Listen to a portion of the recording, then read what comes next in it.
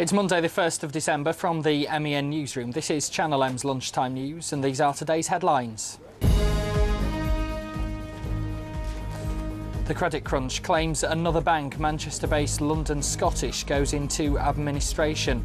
Also this lunchtime, ripped apart the block of flats in Wigan where investigators are now trying to find the cause of a major explosion. Plus, our countdown to Christmas starts with the first of our singing choirs and a trip to Manchester's Christmas market.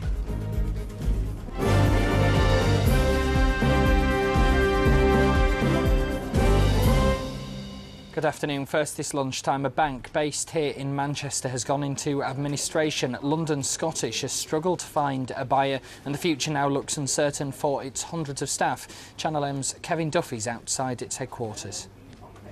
Yes, thanks, James. Now, the headquarters of London Scottish are right here in the centre of Manchester on Deansgate, and it was just before midnight last night that the administration order was made after the Financial Services Authority said that the bank could no longer take deposits. Now, London Scottish is very much a specialist financial services group. It has around 10,000 customers who have got in excess of £250 million on deposit, and around about 700 people work for the bank. So that raises two questions. What happens to deposits and what happens to employees? Well, as far as deposits are concerned, the Treasury has already guaranteed all deposits that are with this bank, including those above £50,000.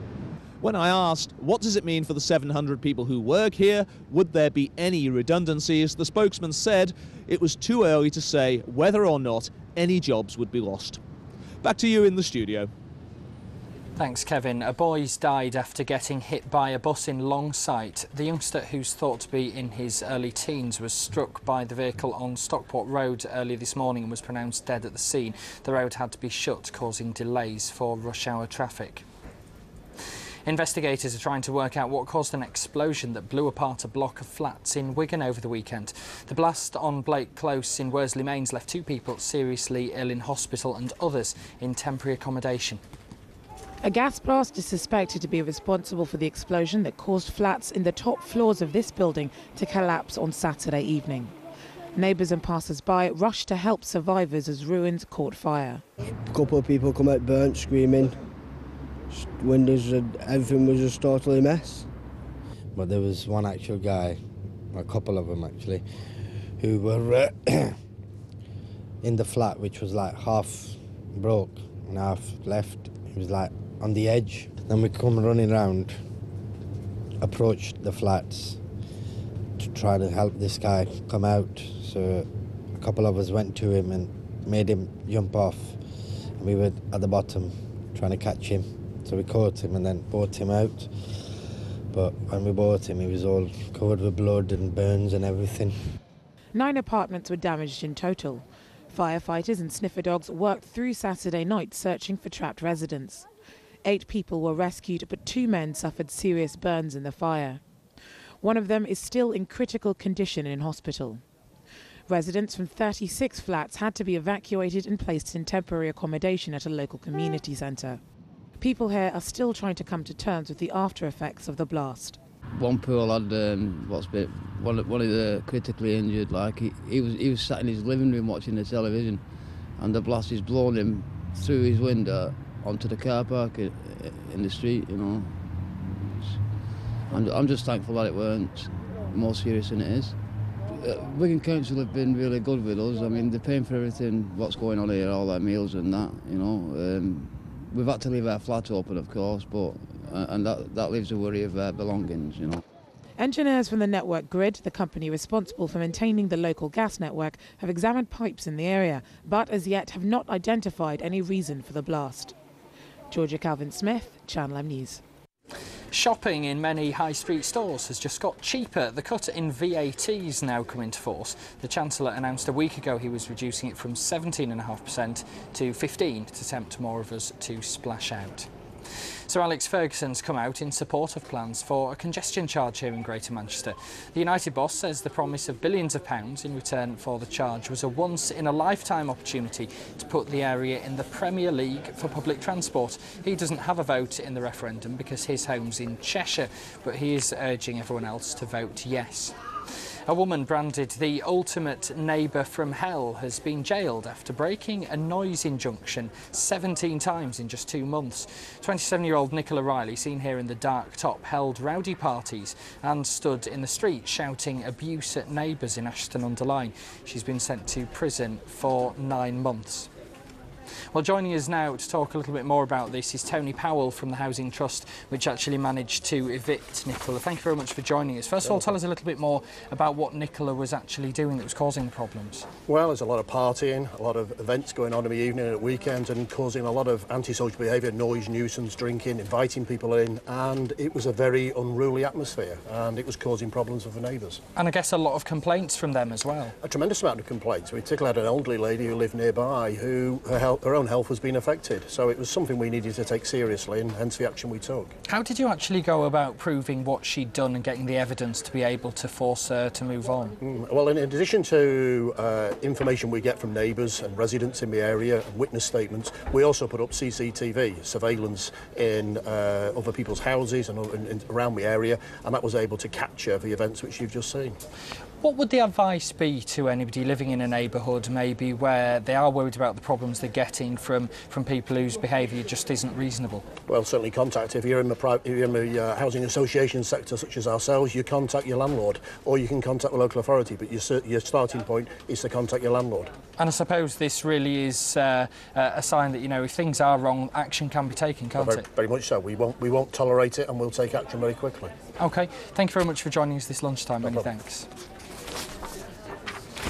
The independent police watchdog is investigating footage of a soldier being punched by police officers in Wigan. Lance Corporal Mark Aspinall has served in Iraq and Afghanistan previously.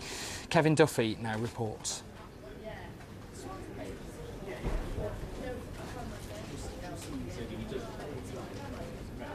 Wigan town centre after closing time, and 3 policemen have detained a suspect.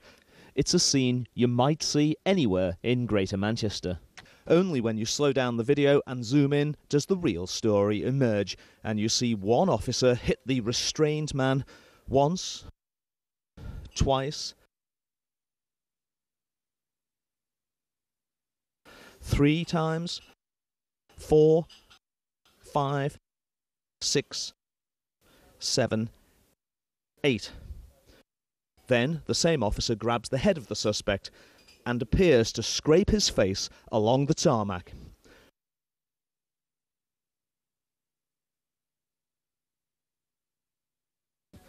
And this is the man in the video, Lance Corporal Mark Aspinall of Wigan, who was initially convicted of assaulting police, but now that conviction has been quashed at Liverpool Crown Court.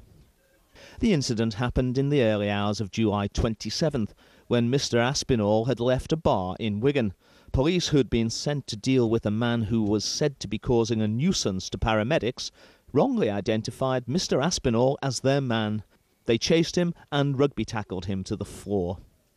The Independent Police Complaints Commission is now supervising a Greater Manchester Police investigation into the incident.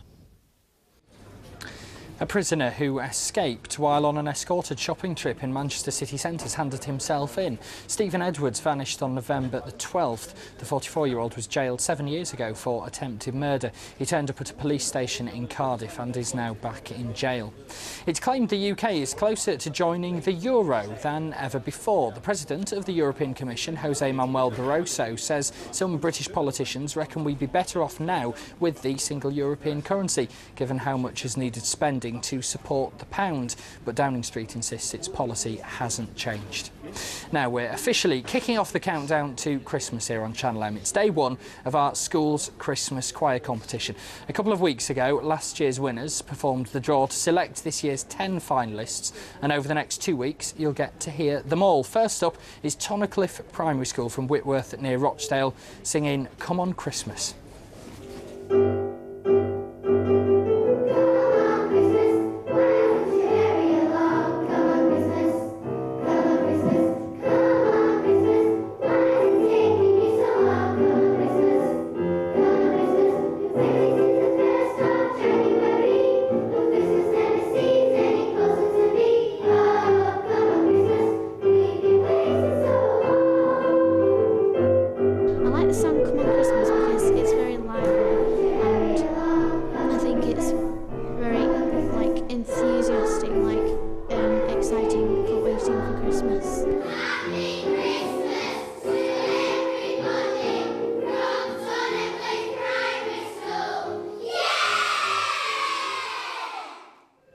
Well, a big thank you to everyone at Tonnercliffe Primary for getting this year's choir contest up and running. You can see more of that performance in the evening news at 5 o'clock tonight. If you want to vote for them, you need to text Choir A to 88821. Texts cost 50p plus your normal texting charge. 20p from each goes to charity. The text line closes at 6 o'clock tomorrow morning. Messages sent after that won't count and you may still be charged. You'll be able to vote for Tonnercliffe again when we reopen their text line in our hour-long Christmas choir contest special, the weekend of the 13th and 14th of December. The choir with the most votes will win the coveted Christmas Choir Competition trophy and will get to visit our studio at Urbis in the city centre to perform live. Good luck to everyone who's taking part.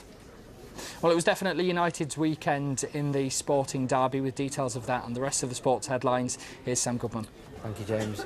Well, it was Wayne Rooney who was the hero on the red side of the city yesterday as Manchester United won 1-0 against Manchester City in the 150th Manchester derby. Rooney claimed United was still the kings of Manchester and he stuck by his words as he scored the only goal of the game. Even better news followed for United as the match as Chelsea lost 2-1 to Arsenal, meaning that the gap between United and the league leaders Chelsea narrowed down to just 5 points and United have a game in hand. Well, it was another victory away from home for Gary Megson as his side won yet again in the North East. And once again enjoyed a trip to the North East. Unfortunately, Sunderland went ahead in the 11th minute through Djibril Cissé, but then 7 minutes later, Bolton equalised, Matty Taylor once again getting his name on the score sheet. 3 minutes after that goal, Gary Cahill put Bolton in front, and Johan Elmander seems to have found his form as he scored just before half-time. In the second half, the game was over in the 55th minute when Elmander struck again, securing another 3 points away from home for the Wanderers. Well, at the weekend, there was some FA Cup action. Rochdale unfortunately lost 2-0 to Forest Green Rovers. Gillingham and Stockport were stalemate at 0-0, and Curzon Ashton's FA Cup dream was shattered as they lost 2-0 to Kidderminster.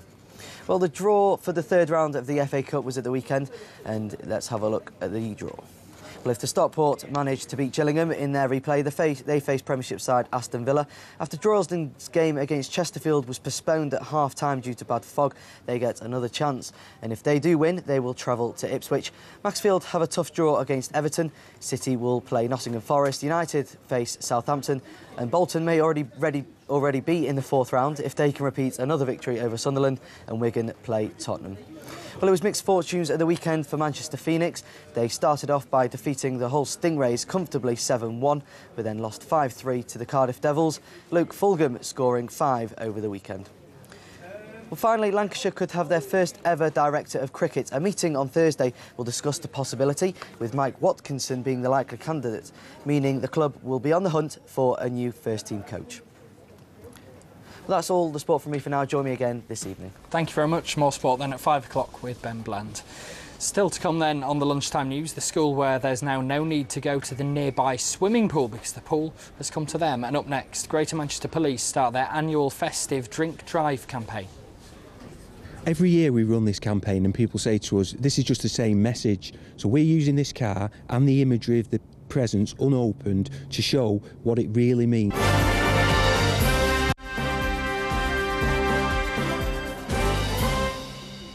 Welcome back to Channel M's Lunchtime News. All Greater Manchester's main headlines for you every day between 12 and 1. And we're online round the clock as well, channelm.co.uk. Log on now to see the reopening of Ashton Market after the major fire there. That's at channelm.co.uk. Next, a warning from Greater Manchester Police. Come Christmas Day, there'll be 18 piles of presents sitting unopened. That's the number of people killed in crashes last year caused by drink driving. It's a figure they're aiming to reduce with a new campaign. Here's Beverly Walkton. Well, just look at the state of this BMW that's been involved in a serious road crash. Well, this shocking imagery has been used in Greater Manchester Police's latest launch to stop us from drinking and driving, and also these unopened presents. What do they symbolise? Every year we run this campaign and people say to us, this is just the same message. So we're using this car and the imagery of the presents unopened to show what it really means drink driving on our roads. So how are you really going to be stopping people from getting behind the wheel? Are you going to be having spot checks? For those that don't listen to messages like this, my officers will be stopping them, breathalyzing them and arresting them. Now, we're targeting a specific group of people, aren't we? Just explain to us who they will be. In the past, we've always thought of drink drivers as being middle-aged men. Now we're finding that young male and female drivers are the risk group. These are the people that are drinking and driving and also using drugs worryingly. And why do people get behind the wheel of a car? Why do they take such risks? Is it ignorance? Is it arrogance? They're not listening to the message. It's just they simply think they can get away with it. They can have 1 or 2 drinks and gamble whether they're over the limit or not. Thank you very much. Well, the message this year is don't drink and drive. The police are out in force and they're saying they will catch you. Back to the studio. A 16-year-old girl's been raped behind a row of shops in Stalybridge. The teenager was attacked on Melbourne Street at about 2:30 in the morning. Police are warning women in the town not to walk home alone. Fire investigators are looking into a blaze that destroyed a warehouse in Cheetham Hill. The building on Sherborne Road was destroyed by the flames yesterday.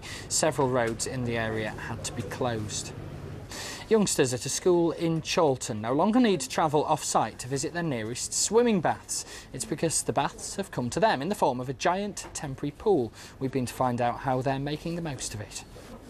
Well, what we've got is something very special that every other school in Manchester would like. We have our own swimming pool, as you can see, a portable swimming pool, and it came about with a chance phone call from Manchester Leisure and Total Swimming, and they asked us a question. Did we want a swimming pool? And our spontaneous answer was, yes, of course, let's have it. And that was the start of something special. The pool has been with us for three weeks, and we've got another 2 or 3 weeks left. The feedback from everyone who's used it has been tremendous, really. Well, we're really lucky because we're, I think, one of the only schools in Manchester to have a pool, and I think it's getting used really well. People were saying, we're going to get a swimming pool or something, and we never got it, and everyone was thinking it's just a stupid idea. But then I was really surprised when we got it. It's been a massive bonus and plus for the Chorlton community. It's been fantastic. We love it very much. We don't want it to go. Well, we've already seen the first of our Christmas choirs singing. It is, of course, the 1st of December. Some people have been putting their Christmas trees up. And if you're still not feeling festive, this should hopefully give you that warm, wintry glow. Manchester Christmas Market is now in full swing, and we've been down to take a look at what's on offer.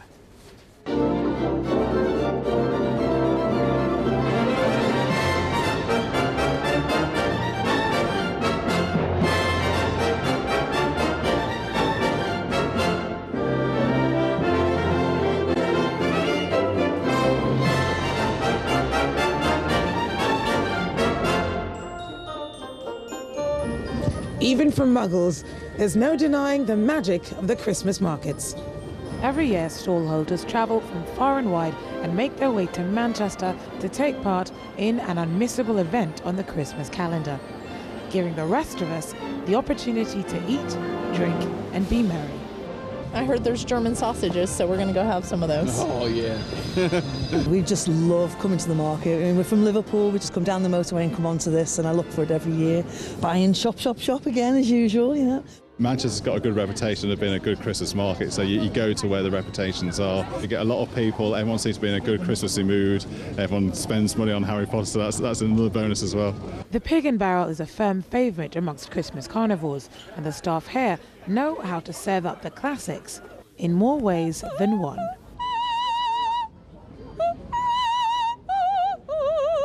My speciality is opera, so I get work doing concerts mainly and things like that. And when I'm not doing that, I work for Gareth Kitching on his hog roast. It's popular because it's the English part of the market. People think it's the German market, but it isn't. There's people from all over Europe here, and of course us, the English part of it. And they come to enjoy the pork, hog roast that you can't get anywhere else. See the pig laying there, poor thing. Whilst there's no denying that the Christmas markets are about consumption, indulgence and excess, it also offers an opportunity to smaller businesses with big ideas to give something back. And you'll find loads of stalls like this one selling ethically traded goods. We're very fair. We don't barter with the people over over there in Kathmandu. We just pay what they ask. The organisers encourage ethical trading. They do care about it, so we sort of fit in, and people demand it more and more. This year, the Christmas market is bigger and better than ever. It's attracted a record number of visitors and has expanded to cover 5 locations. But behind its size and commercial success, there's still one simple idea: Christmas cheer. Cheers! Georgia Calvin-Smith, Channel M News. Coming up at 5 o'clock tonight, you'll be able to see the Christmas light switch on from Hayward over the weekend when one of our Olympic medal winners was flicking the big switch there to light up the town. Join us for that at 5. And speaking of Christmas, certainly felt like winter was here earlier on this morning, all that frost and ice on the cars. Looking ahead to the rest of the week's weather now, here's Polly Winder.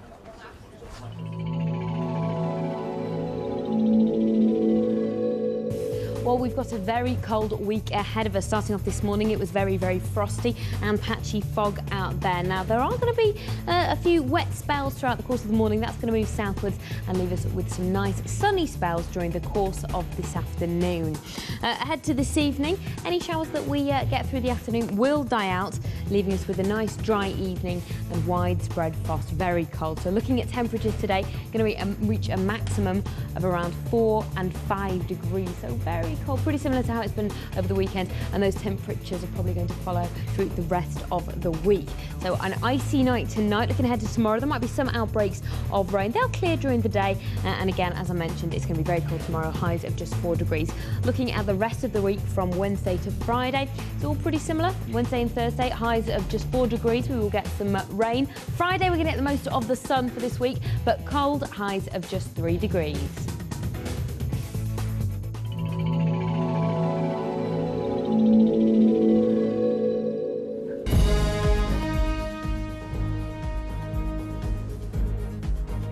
You're watching Channel M's Lunchtime News. The top stories this Monday afternoon. 700 staff face an uncertain future after the Manchester-based bank London Scottish went into administration. The Treasury has said it'll guarantee the £250 million invested by savers in it. Bosses have failed to find a buyer. 700 staff are employed by the bank. A teenage boy has died after getting hit by a bus here in Manchester. It crashed into the youngster on Stockport Road at rush hour this morning. He was pronounced dead at the scene. Investigators are trying to confirm whether gas was to blame for an explosion that destroyed a 3-storey block of flats in Wigan over the weekend. The blast left 2 people seriously hurt and several others had to spend time in temporary accommodation. You can get updates on all those stories and much more in the early evening news later, when we'll also be finding out why people in Bolton are being told to blow bubbles to stay safe this Christmas. That's with Ben Bland from 5, but from me and the rest of the Lunchtime team, have a very good afternoon. Thanks for watching. Bye-bye for now.